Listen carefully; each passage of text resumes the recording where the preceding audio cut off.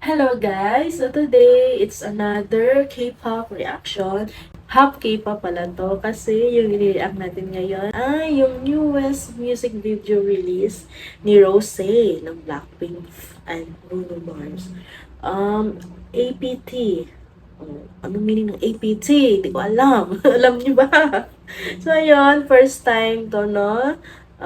May collaboration si Rosé. First time ko din makapag-react sa mga solo song ni Rosé outside the Blackpink their group, no?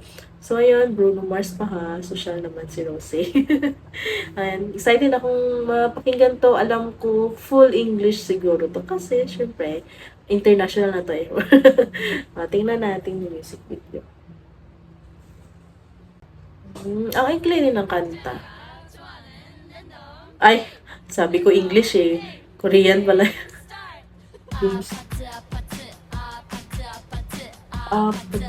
Yun yun. Yun yun.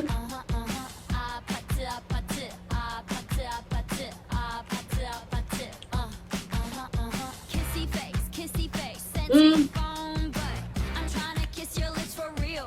Oo, oh. Rockista.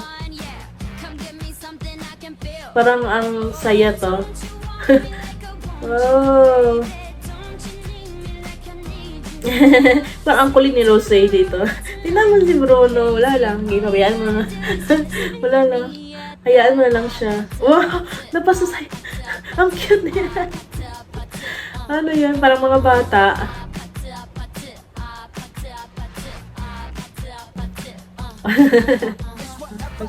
Tingnan nyo. Oh. Ayan. Grabe talaga yung boses ni Bruno Mars. Iba talaga eh. Oo. Oh. Grabe yung... ang cute nila dalawa. Wow. Wow, swerte ni Rosé. Siya talaga nang umalik kay Bruno. Petse. Ano pala? Wala palang meaning yun. Petse lang. Petse.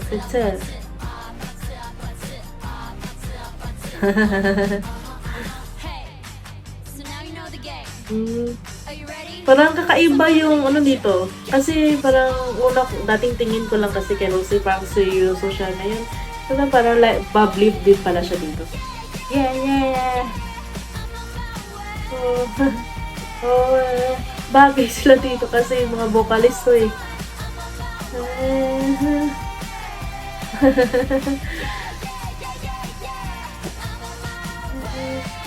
Mas marami yung part ni Rosé na konti. Yan na.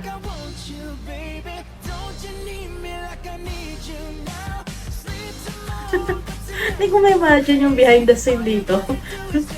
Kay Bruno Mars. Goofy din pala siya. Ang cute. Ang cute ng dance nila. Sino kaya nakaisip ng steps? Si Rosé ba?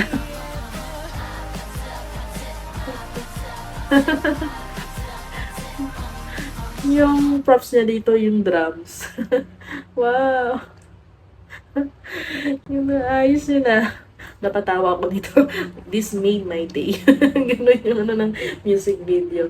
Ito na sana yung start, no? Hopefully, ito na start sa mga international music scene ni Rosé, di ba? Mag-perform sila sa, Billboard, di ba? May collaboration na, baka magkaroon sila ng award, ang collaboration award, di ba? Rosé and Bruno Mars. Ang galing. Grabe. Very, nakakatuwa itong music video sa kanyang kanta. Kasi, pinahirapan ko pang sarili ko kung anong meaning APT na yun eh. Petse. Yun lang pala. Ano nga yung message ng song? Yun, hindi ko na-catch up. Busy ako sa panonood sa kanila, pagiging playful nila, di ba? Yun, simple yung music video, pero maganda pa din tingnan. Naka-good vibes, gano'n. Kasi very refreshing itong collaboration na to. Akala ko kasi si Bruno Mars, kasi hindi naman talaga ako nag-nood sa mga, ni Bruno Mars, yung mga behind the scenes niya eh. So, goofy din pala siya, din na yun, very open sa sa mga kakulitan ni Rosé. Ayun guys, that's it for my reaction with APT by Rosè and Bruno Mars. Sana nag-enjoy kayo, natuwa sa reaction kong ito. See you guys again next time. Bye-bye.